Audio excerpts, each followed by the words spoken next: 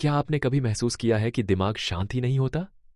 सोचिए, एक आदमी ज़ेन मास्टर के पास आता है और कहता है, सर, मेरा मन बहुत बेचैन है, मुझे कोई मंत्र दीजिए जिससे विचार कम हो जाएं।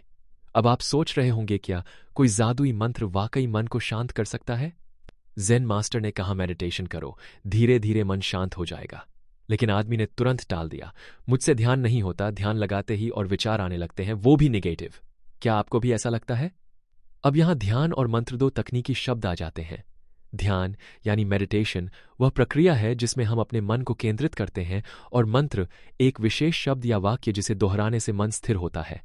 आदमी ने कहा, मुझे कोई और तरीका बताइए, ध्यान मेरे बस की बात नहीं। ज़ेन मास्टर ने आखिरकार एक मंत्र दिया, पर शर्त जोड़ी, मंत्र जपते वक्त बंदर के बारे में मत सोचना। यहां एक ट्विस्ट है। क्या आपने कभी सोचा है कि अगर आपको किसी चीज के बारे में न सोचने को कहा जाए तो वही चीज दिमाग में क्यों आती है? चलिए इस सवाल की गहराई में उतरते हैं। अब आदमी खुशी खुशी घर जाता है, मंत्र लेकर बैठता है। जैसे ही जप शुरू करता है, उसके दिमाग में बंदर की तस्वीरें आने लगती हैं। आप सोच रहे होंगे, क्या मजाक है? जैसे जैसे वो बंदर के ख्यालों को दबाने की कोशिश करता है, वैसे वैसे बंदर और जोर से दिमाग में कूदने लगते हैं। यही है मन का पैराडॉक्स, जिसे हम सप्रेशन कहते हैं, यानी किसी विचार को दबाना। अब सोचिए, आप खुद से कहते हैं मुझे चिंता नहीं करनी, लेकिन चिंता और बढ़ जाती है। यही सप्रेशन का असर है। Technical term psychological reactance. इसका मतलब है जब हम किसी चीज को रोकने की कोशिश करते हैं, वो और बढ़ जाती है। आदमी परेशान होकर बार बार कोशिश करता है, मंत्र जपता है, नहाता है, कपड़े बदलता है, लेकिन बंदर पीछा नहीं छोड़ते। उसके लिए मंत्र अब परेशानी का कारण बन गया है। अब आप सोचिए, क्या जीवन में भी हम इसी तरह अपने विचारों से उलझते हैं? जितना दबाते हैं उतना वो उभरते हैं। ये मन का खेल है, और यही कहानी का टर्निंग पॉइंट है।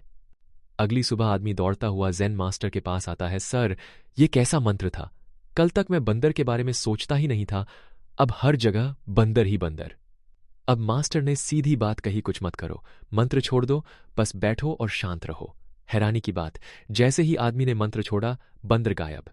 यहां एक गहरी बात छुपी है, माइंड ऑब्जर्वेशन और डिटैचमेंट। माइंड ऑब्जर्वेशन यानी अपने विचारों को बिना प्रतिक्रिया के देखना, और डिटैचमेंट यानी उनसे जुड़ाव न रखना। ज़ेन मास्टर ने समझाया, मन को दबाओगे तो वो और उछलेगा, जैसे स्प्रिंग को दबाओ, वो और जोर से उछलेगी।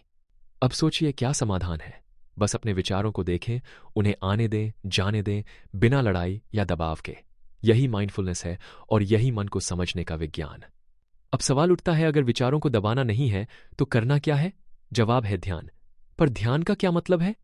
एक्सपर्ट कहते हैं, इंसान के दिमाग में रोज 36,000 से 80,000 विचार आते हैं। सोचिए, क्या हम सभी को रोक सकते हैं? इम्पॉसिबल।